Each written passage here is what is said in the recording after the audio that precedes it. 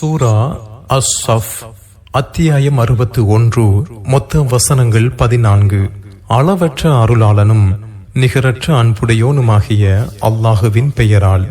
வானங்களில் உள்ளவையும் பூமியில் உள்ளவையும் அல்லாஹுவை துதிக்கின்றன. அவன் மிகைத்தவன், ஞானமிக்கவன். நம்பிக்கை கொண்டோரே, நீங்கள் செய்யாததை ஏன் சொல்கிறீர்கள்? நீங்கள் செய்யாததை சொல்வது அல்லாஹுவிடம் கடும் கோபத்துக்குரியது. உறுதியாக இணைக்கப்பட்ட கட்டடம் போன்று அணிவகுத்து தன் பாதையில் போரிடுவோரை அல்லாஹ் விரும்புகிறான். என் சமுதாயமே, நான் உங்களுக்கு அனுப்பப்பட்ட அல்லாஹுவின் தூதர் என்பதை அறிந்து கொண்டே ஏன் எனக்கு தொல்லை தருகிறீர்கள் என்று மூசா தமது சமுதாயத்திற்கு கூறியதை நினைவூட்டுவீராக. அவர்கள் தடம் புரண்ட போது அவர்களின் உள்ளங்களை அல்லாஹ் தடம் புரளச் செய்து விட்டான். குற்றம் புரியும் கூட்டத்துக்கு அல்லாஹ் நேர்வழி காட்ட மாட்டான். இஸ்ராயீலின் மக்களே, நான் உங்களுக்கு அனுப்பப்பட்ட அல்லாஹுவின் தூதராவேன்.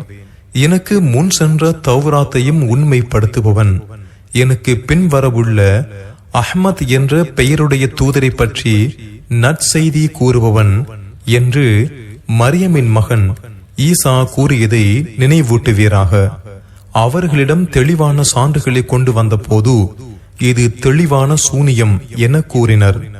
இஸ்லாத்திற்கு அழைக்கப்படும் நிலையில் அல்லாஹுவின் மீது பொய்யை இட்டு கட்டுபவனை விட மிகப்பெரிய அநீதி இழைப்பவன் யார்? அநீதி இழைக்கும் கூட்டத்திற்கு அல்லாஹ் நேரு வழி காட்ட மாட்டான்.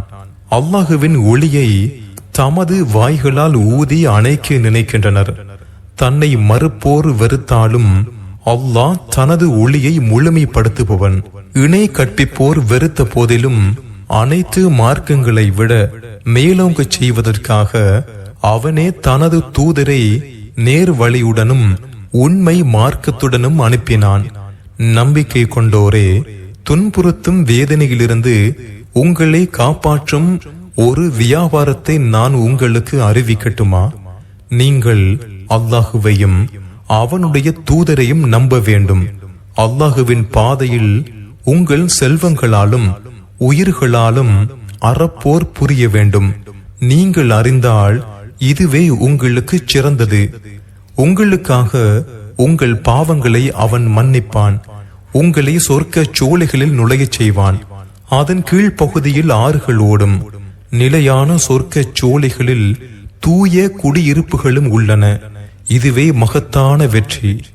நீங்கள் விரும்பும் மற்றொன்றும் உண்டு. அது அல்லாஹுவிடமிருந்து உதவியும் அருகிலுள்ள வெற்றியுமாகும். நம்பிக்கை கொண்டோருக்கு நற்செய்தி கூறுவீராக. நம்பிக்கை கொண்டோரே, அல்லாஹுவுக்காக எனக்கு உதவுபவர் யார் என்று மரியமின் மகன் ஈசா சீடர்களிடம் கேட்டபோது, நாங்கள் அல்லாஹுவின் உதவியாளர்கள் என்று சீடர்கள் கூறினர். அதுபோல் நீங்களும் அல்லாஹுவின் உதவியாளர்களாக ஆகிவிடுங்கள்.